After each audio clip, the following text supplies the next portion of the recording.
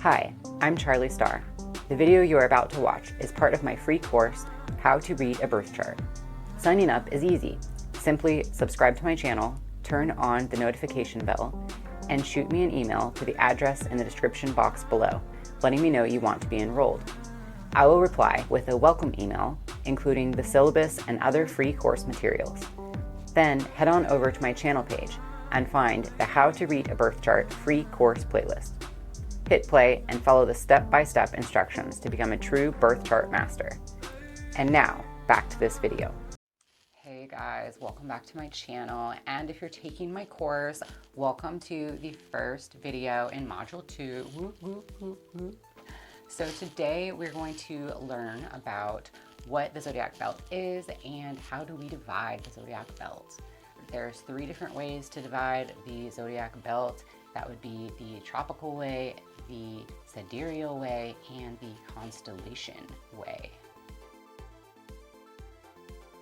Okay, so right here we have a picture of the zodiac wheel as it would appear in a chart, such as a birth chart.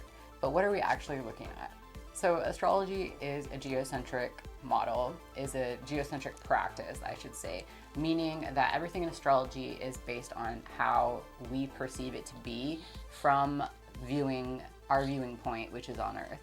So from our perspective on Earth, all of the planets, and including the sun and the moon, transit around the same strip in the sky. So the backdrop of that sky is called the zodiac belt.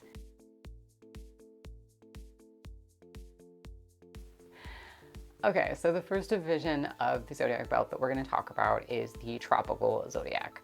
The tropical zodiac is the zodiac that we're going to be using for the rest of this course, but I did want to talk about the other 2 ways of dividing the zodiac just so you could understand the differences and why we're dividing up the zodiac the way that we are.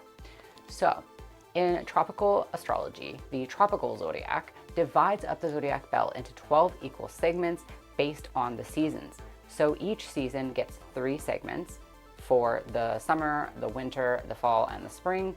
And then each of the 3 divisions of the season is broken down into basically the first third of the season, the middle third of the season, and then the last third of the season. So essentially, the way that this works is the seasonal divisions is based on what strip of the sky the sun is going through at that time. So for example, when the sun is going through the division that is attributed to Aries, the sign that's called Aries, then that is the first month of spring. Always going to start on the spring equinox. Then it's going to last until the sun has gone through 30 degrees, which every single sign is going to have 30 degrees because the wheel is 360 degrees. 360 divided by 12 is 30. So each sign gets 30 degrees. When the sun has gone through that 30 degrees, then it becomes Taurus season. Taurus is the middle month of the spring. So the sun is going through Aries for 30 degrees.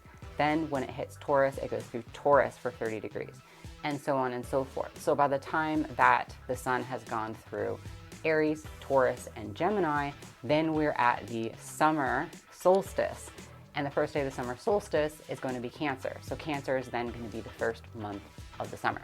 The tropical zodiac, to me, makes the most sense because a lot of the attributes that we get from the signs actually has to do specifically with that season. Honestly, I think that the tropical zodiac division we should be using for our calendars. Like, the way that we do our calendars today is like really stupid. Like, how are we starting the year in the middle of winter, and then like it's just sort of like arbitrarily January for no reason. It doesn't really have like any connection to the sun or the seasons or anything like that. Like, we're starting the first part of spring on like April 22nd or something like that, you know, so it's just, it doesn't really like make any sense. Honestly, the way the calendar is divided, I think that it would make so much more sense if we used essentially the tropical calendar, which is what people used to use. Okay, so anyway, all that to say, that is what the tropical zodiac is.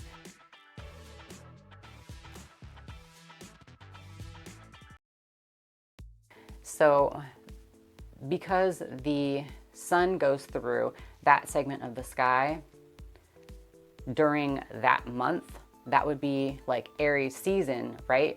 But any planet can go through that segment of the sky like on its own time. So when we're looking at a birth chart and we see in tropical astrology that the person's sun is in, say, Gemini, then they are a Gemini.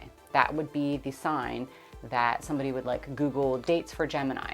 And those would be the dates that the sun was in Gemini for. That's how you get your sign.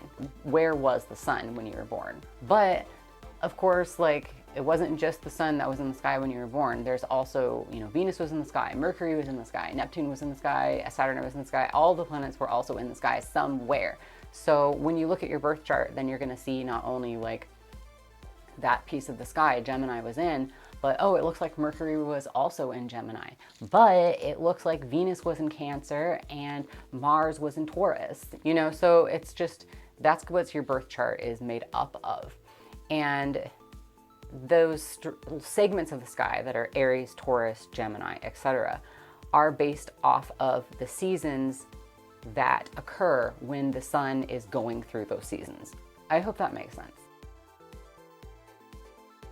Okay, so the second way to divide up the zodiac is the sidereal zodiac.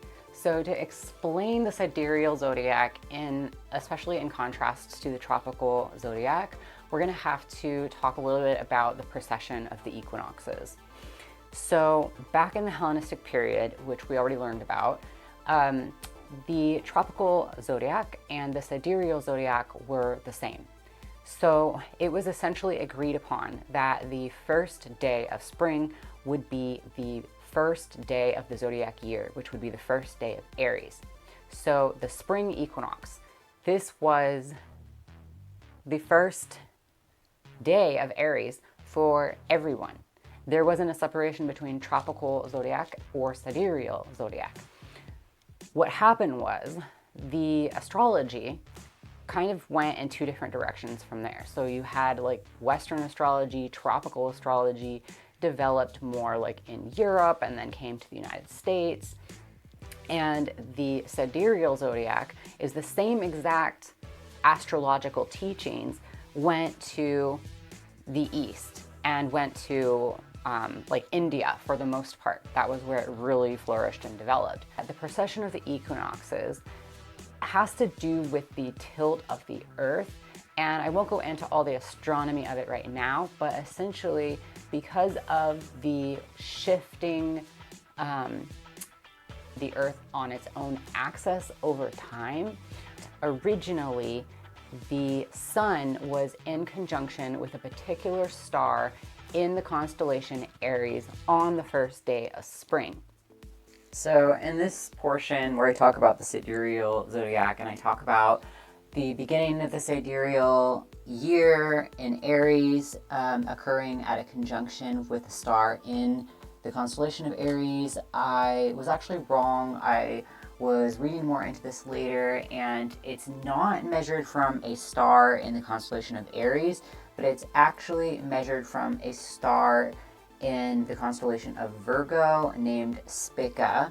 And what's measured at the beginning of the year is when the sun is 180 degrees, so exactly opposite from this star in Spica. So this is what I wrote. This is actually a conjunction point measured by when the sun is 180 degrees from the star Spica.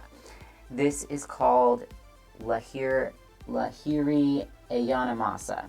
I just wanted to add that. So for the rest of this portion on sidereal, whenever I talk about the conjunction of the star in Aries, what I'm actually referring to is the conjunction of a aspect point, which is 180 degrees away from the star Spica. But as the precession of the equinox occurred, that shifted so that the sun would go in conjunction with that star in the constellation of Aries on a different day. I think it's off by now about 22 whole days. So like almost a whole sign. It's less than a whole zodiac sign, but it's a good chunk of a zodiac sign that is different. So Essentially, in India, they continue to celebrate the first day of Aries whenever the sun would go conjunct with that star. They continue to celebrate that as the first day of Aries, and we continue to celebrate Aries as the first day of spring, the spring equinox, regardless of where the sun was in relation to the constellation of Aries. So the sidereal zodiac is still divided into 12 equal signs. It's still named the same exact signs: Aries, Taurus, Gemini, Cancer, Leo, Virgo, etc., etc.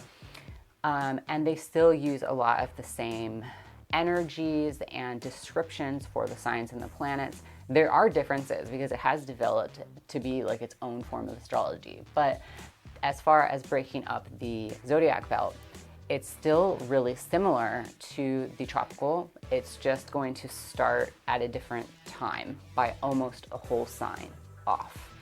So that's what the sidereal zodiac is. So if you looked up your chart, most often the default is tropical, and your sign is based on the tropical, like, zodiac. Okay, so that's what's most expected. With the sidereal, you would have to, like, generally you would have to look up that specifically, or if you're on like the website of like a Vedic astrologer, they typically use sidereal. Hindu astrologer, they typically use sidereal. And if you look up your sign according to them, your sign might be different. So it might be, you know, instead of Aries, it would be Pisces or something like that, right? So that's the sidereal zodiac.